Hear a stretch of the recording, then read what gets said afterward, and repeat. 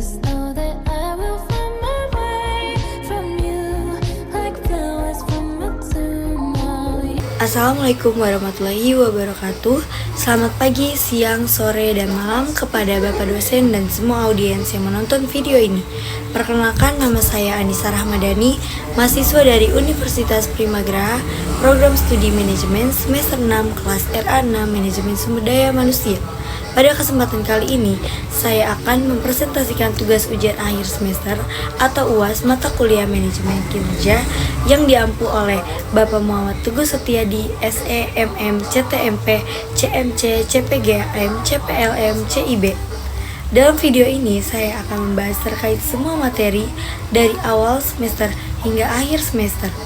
Baik, tanpa berlama-lama, mari kita masuk ke pembahasan yang pertama, yaitu arti penting dari manajemen kinerja. Manajemen kinerja adalah proses mengelola dan mengevaluasi kinerja pegawai agar tujuan organisasi dapat tercapai secara efektif. Arti pentingnya dari manajemen kinerja, yang pertama membantu mencapai tujuan organisasi, yang kedua meningkatkan produktivitas pegawai, yang ketiga menjadi dasar evaluasi dan pengembangan sumber daya manusia. Adapun manfaat dari manajemen kinerja bagi organisasi. Yang pertama meningkatkan produktivitas, dan mempermudah pencapaian target. Bagi pegawai, yang pertama ada mengetahui target kerja, yang kedua meningkatkan motivasi, yang ketiga menjadi dasar promosi dan pelatihan. Adapun permasalahan dan tantangan dari manajemen kinerja, permasalahannya yang pertama yaitu penilaian belum objektif, kompetensi pegawai belum merata, dan target kerja yang kurang jelas. Serta ada tantangannya yaitu perkembangan teknologi, yang kedua reformasi birokrasi, dan yang ketiga tuntutan pelayanan publik yang lebih baik. Adapun isu-isu dari strategis manajemen kinerja, yang pertama ada transformasi digital, yang kedua peningkatan kompetensi SDM, yang ketiga good governance, yang keempat akuntabilitas kinerja, dan yang terakhir pelayanan publik yang berkualitas. Kesimpulannya yaitu pada materi pertama, manajemen kinerja membantu organisasi mencapai tujuan melalui pengelolaan, penilaian, dan pengembangan kinerja pegawai secara berkelanjutan. Materi yang kedua dari kepemimpinan kinerja. Kepemimpinan kinerja adalah kemampuan pemimpin dalam mengarahkan dan memotivasi pegawai agar mencapai target organisasi. Peran dari pemimpin itu sendiri ada yang pertama memberikan arahan, memotivasi pegawai, menjadi teladan, dan melakukan evaluasi. Adapun dari pendekatan sistem dalam manajemen kinerja. Pendekatan sistem dalam manajemen kinerja ini memandang organisasi sebagai satu kesatuan yang saling berkaitan. Komponennya meliputi input, proses, output, dan feedback. Adapun konsep dari manajemen kinerja dan manajemen kinerja. Manajemen adalah proses mengatur sumber daya, kinerja adalah hasil kerja dari seseorang, dan manajemen kinerja adalah proses mengelola agar hasil kerja sesuai tujuan organisasi. Adapun dimensi kinerjanya meliputi kualitas kerja, kuantitas kerja, ketepatan waktu, efektivitas, dan efisiensi. Selanjutnya ada dari strategi dan faktor penentuan keberhasilan kinerja. Strateginya yang pertama menentukan target, yang kedua pelatihan, dan yang terakhir evaluasi. Faktor dari keberhasilan kinerja meliputi motivasi, kompetensi, kepemimpinan, serta lingkungan kinerja. Kesimpulannya dari materi yang kedua yaitu kepemimpinan yang baik dan sistem manajemen yang tepat akan meningkatkan kinerja organisasi. Materi yang selanjutnya ada pendekatan sistem dalam manajemen. Pendekatan sistem melihat seluruh bagian organisasi yang saling berhubungan sehingga tujuan dapat dicapai secara efektif. Strategi manajemen dalam meningkatkan kinerja. Strategi yang dapat dilakukan yang pertama perencanaan yang baik, yang kedua pengembangan SDM, yang ketiga pemberian motivasi, dan yang terakhir evaluasi secara berkala. Pentingnya juga sistem dari manajemen kinerja. Yang pertama ada mempermudah pengukuran, yang kedua meningkatkan koordinasi, yang ketiga menjadi dasar pengambilan keputusan. Adapun proses-proses dari manajemen kinerja. Yang pertama, tahapan. Tahapan ini meliputi perencanaan, pelaksanaan, monitoring, dan penilaian serta perbaikan. Kesimpulannya pada materi ini yaitu manajemen kinerja harus dilakukan secara terus-menerus agar kualitas kerja selalu meningkat. Materi yang keempat terkait model strategic planning. Strategic planning adalah proses menyusun strategi untuk mencapai tujuan organisasi dalam jangka panjang. Adapun tahapan-tahapannya meliputi menentukan visi, menentukan tujuan, menyusun strategi, serta evaluasi. Selanjutnya ada The General Office of Strategic Management. Model ini terdiri dari perencanaan, implementasi, monitoring, dan evaluasi. Selanjutnya ada manfaat dan keterbatasan perencanaan strategis.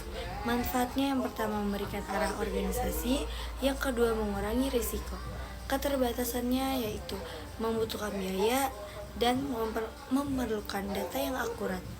Selanjutnya ada model dari Whitaker Model of Strategy of Management. Model ini menghubungkan antara perencanaan, pelaksanaan, pengukuran, dan evaluasi. Adapun review model perencanaan strategi, setiap model memiliki kelebihan dan kekurangan sehingga organisasi memilih model sesuai kebutuhannya. Adapun teknik penyusunan strategic planning.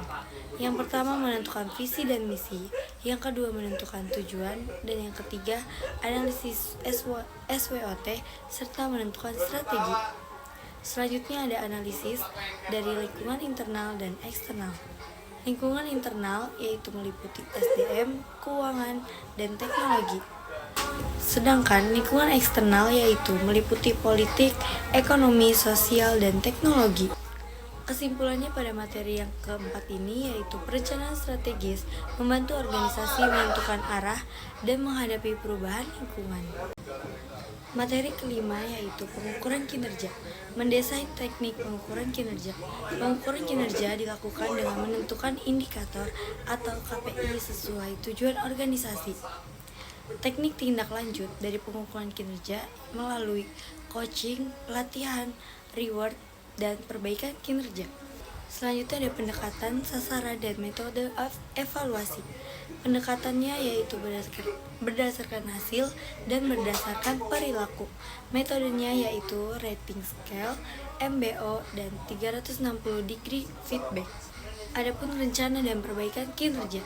Perbaikan dilakukan dengan mengidentifikasi masalah, membentuk solusi, serta monitoring hasil. Selanjutnya ada teknik memaksimalkan kinerja, yaitu motivasi, pelatihan, komunikasi, penghargaan. Dan ada pun juga dari performance. Performance adalah hasil kerja seseorang berdasarkan target yang telah ditetapkan. Indikatornya meliputi kualitas, kuantitas, ketepatan waktu, serta efektivitas. Kesimpulannya dari materi yang kelima ini yaitu pengukuran dan evaluasi kinerja perlu dilakukan agar organisasi dapat terus meningkat kualitas kerja pegawai. Materi selanjutnya ada materi ke-6 yaitu terkait kompetensi. Kompetensi ini meliputi yang pertama ada teknik, strategi, dan analisis kebutuhan kompetensi.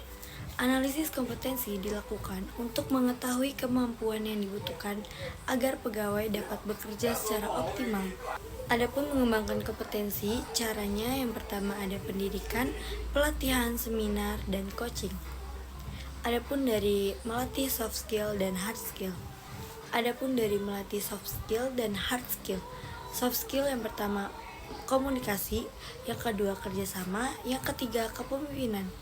Dan hard skill yang pertama ada kemampuan teknis, dan yang kedua penguasaan teknologi, dan yang ketiga administrasi. Adapun identifikasi kompetensi aparatur. Kompetensi aparatur terdiri dari kompetensi teknis, kompetensi manajerial, dan kompetensi sosial kultural. Faktor yang mempengaruhi kompetensi. Yang pertama ada faktor pendidikan, yang kedua faktor pengalaman kerja, yang ketiga faktor pelatihan, yang keempat faktor motivasi, dan yang kelima faktor lingkungan kinerja. Kesimpulan dari materi yang keenam ini adalah kompetensi yang baik akan meningkatkan kualitas pelayanan, produktivitas, dan pencapaian tujuan organisasi. Selanjutnya ada materi ke-7 terkait evaluasi pekerjaan, sistem penghargaan, dan performance pay. Yang pertama ada evaluasi pekerjaan atau job evaluation. Evaluasi pekerjaan adalah proses sistematis untuk menentukan nilai atau bobot suatu jabatan dibandingkan jabatan lain dalam suatu organisasi. Tujuannya yang pertama menentukan nilai setiap jabatan, menjamin keadilan internal, menjadi dasar pemberian gaji, dan mengurangi kesenjangan upah. Adapun metode evaluasinya yang pertama ranking, classification, point factor, dan faktor comparison. Manfaatnya juga ada, yang pertama yaitu struktur gaji lebih adil, memudahkan promosi, meningkatkan motivasi pegawai. Yang kedua ada evaluasi kebijakan sistem penghargaan pekerjaan. Sistem penghargaan adalah kebijakan perusahaan dalam memberikan imbalan kepada pegawai berdasarkan kontribusinya. Tujuannya yaitu memotivasi pegawai, meningkatkan produktivitas, mempertahankan karyawan terbaik, serta mendorong loyalitas. Jenis-jenis dari penghargaan finansial itu yang pertama ada gaji, bonus, insentif, dan tunjangan. Dan jenis-jenis non-finansial ada promosi, penghargaan, pelatihan, serta pengakuan prestasi. Selanjutnya ada evaluasi dari sistem. Evaluasi sistem sendiri yaitu ada apakah penghargaan sudah adil, apakah sesuai kinerja, apakah kompetitif, dan apakah meningkatkan motivasi. Materi yang selanjutnya ada dari performance pay, model remunerasi karir. Performance pay ini adalah sistem pembayaran berdasarkan hasil kerja pegawai. Prinsipnya yaitu pay for performance dan reward sesuai pencapaian KPI. Selanjutnya ada komponen dari remunerasi. Yang pertama gaji pokok, yang kedua tunjangan, yang ketiga bonus, yang keempat insentif, dan yang terakhir benefit. Keuntungannya yaitu yang pertama memotivasi pegawai, meningkatkan produktivitas, mendorong persaingan sehat, serta meningkatkan kualitas kerja. Adapun tantangannya dari performance pay yaitu penilaian yang harus objektif, KPI jelas, serta transparansi yang tinggi. Kesimpulan dari materi yang ketujuh ini adalah evaluasi pekerjaan sistem penghargaan dan performance pay membantu menciptakan sistem kerja yang adil serta meningkatkan motivasi dan mendorong kinerja pegawai agar tujuan organisasi tercapai. Selanjutnya ada materi yang ke-8 yaitu review dan umpan balik dalam manajemen kinerja. Fungsi review dan umpan balik. Review kinerja adalah proses mengevaluasi hasil kerja pegawai secara berkala. Fungsinya yaitu meliputi menilai pencapaian target, mengidentifikasi kekurangan, memberikan arahan, serta meningkatkan kompetensi. Adapun manfaatnya juga yang pertama komunikasi menjadi lebih baik, kinerja yang meningkat, serta hubungan atasan dan bawahan lebih harmonis. Umpan balik dan indikator keberhasilan yang efektif. Informasi mengenai hasil yang diberikan untuk diperbaikan, ciri-ciri feedback efektif. Yang pertama ada tepat waktu, kedua jelas, ketiga objektif, keempat solutif, dan yang kelima dua arah. Indikator dari keberhasilannya yaitu target tercapai, produktivitas meningkat, kesalahan berkurang, kepuasan kerja meningkat. Adapun memahami dan mempersiapkan review manajemen kinerja. Persiapannya yaitu menentukan KPI, mengumpulkan data kinerja, membandingkan target dengan hasil. Pelaksanaannya yaitu meliputi yang pertama ada tatap muka, yang kedua online melalui aplikasi, yang ketiga student centered learning. Tujuannya ada memberikan evaluasi serta menentukan rencana pengembangan pegawai. Yang materi selanjutnya mengelola tindak lanjut review kinerja. Langkah-langkahnya yaitu yang pertama menyusun rencana perbaikan, yang kedua pelatihan, yang ketiga coaching, yang keempat monitoring, dan yang kelima ada evaluasi ulang. Manfaat dari review kinerja yaitu yang pertama perbaikan berkelanjutan, yang kedua target organisasi yang tercapai. Kesimpulannya pada materi ke-8 ini, yaitu review dan umpan balik membantu mengevaluasi serta memperbaiki kinerja pegawai. Dengan evaluasi yang rutin, organisasi dapat meningkatkan kompetensi dan produktivitas. Materi yang selanjutnya yaitu materi ke-9 terkait kualitas dan produktivitas manajemen kinerja. Kualitas yaitu kemampuan produk atau jasa memenuhi kebutuhan pelanggan. Sedangkan produktivitas yaitu perbandingan antara hasil yang diperoleh dengan sumber daya yang digunakan. Hubungan keduanya yaitu semakin baik kualitas, maka semakin tinggi produktivitas. Adapun tantangan memperbaiki dan mengukur produktivitas. Tantangannya yang pertama, sumber daya manusia kurang kompeten, yang kedua teknologi yang terbatas, yang ketiga disiplin rendah, serta yang keempat proses kerja yang tidak efisien. Cara mengukurnya yaitu output yang per jam, kedua target produksi, ketiga efisiensi biaya, keempat tingkat kesalahan. Adapun strategi sumber daya manusia dan peningkatan kualitasnya. Strateginya yaitu ada pelatihan, pengembangan kompetensi, reward, penilaian kerja, serta budaya kerja.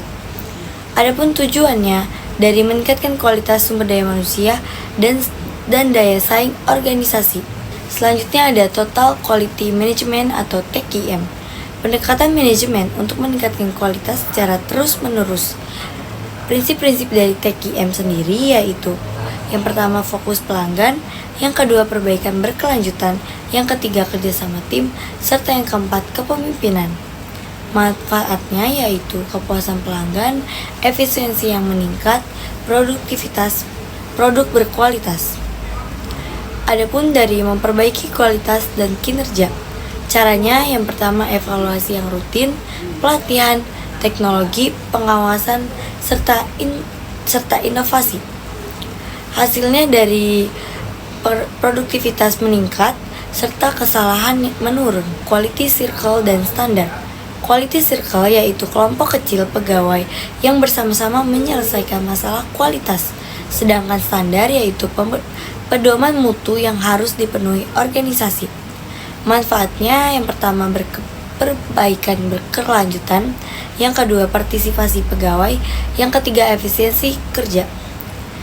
Kesimpulan dari kelompok 9 yaitu peningkatan kualitas dan produktivitas dapat dicapai melalui pengembangan sumber daya manusia, perbaikan proses kerja, serta penerapan TQM dan quality circle secara berkelanjutan. Selanjutnya materi yang ke-10 yaitu terkait pengukuran kinerja dan pengembangan karir. Kategori dari pengukuran kinerja manajemen yaitu efektivitas, efisiensi, produktivitas, kualitas, serta ketepatan waktu. Tujuannya yaitu mengukur keberhasilan organisasi. Selanjutnya ada teknik dari pengukuran dan standar kinerja. Tekniknya yaitu Balance Scorecard, MBO atau Management by Objektivitas dan penilaian 360 derajat. Standar yaitu yang pertama ada SMART, terukur, realistis, dan sesuai target organisasi. Performance pay dan career development. Performance pay itu sendiri yaitu imbalan berdasarkan prestasi kerja. Sedangkan career development yaitu proses meningkatkan kemampuan agar karir berkembang. Manfaatnya yaitu motivasi meningkat, retensi pegawai, serta kompetensi berkembang. Selanjutnya ada teknik penetapan tujuan sasaran dan strategi organisasi.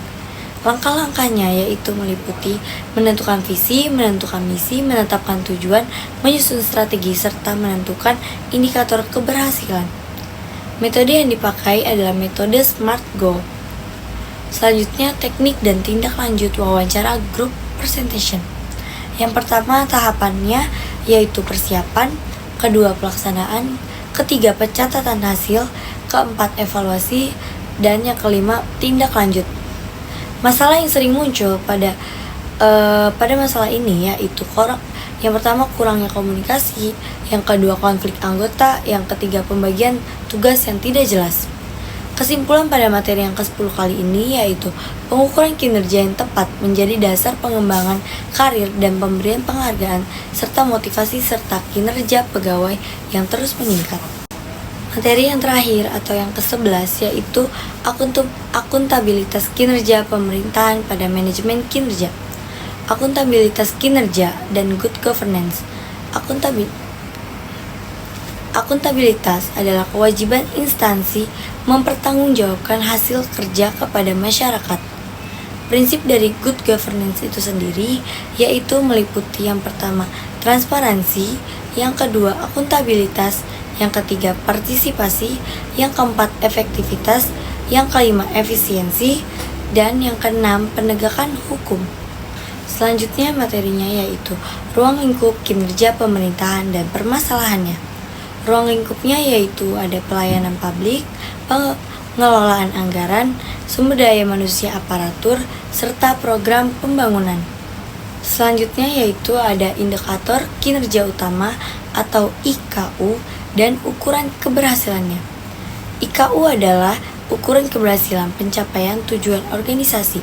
Contoh dari IKU itu sendiri yaitu yang pertama ada kepuasan masyarakat, kecepatan pelayanan, efisiensi anggaran, serta target program yang tercapai. Ukuran keberhasilan dapat diukur dengan yang pertama efektivitas, yang kedua efisiensi, yang ketiga produktivitas, dan yang keempat dampak program bagi masyarakat. Baik, kesimpulan dari materi yang ke-11 atau materi yang terakhir yaitu akuntabilitas kinerja dan penerapan good governance membantu mewujudkan pemerintahan yang transparan, efektif, dan memberikan pelayanan publik yang lebih baik. Demikian presentasi yang dapat saya sampaikan. Semoga materi yang telah saya jelaskan dapat menambah wawasan dan memberikan manfaat bagi kita semua. Apabila terdapat kekurangan atau kesalahan dalam penyampaian materi, saya memohon maaf. Terima kasih atas perhatian kepada Bapak dosen dan teman-teman yang telah menyimak presentasi ini. Saya ucapkan wassalamualaikum warahmatullahi wabarakatuh.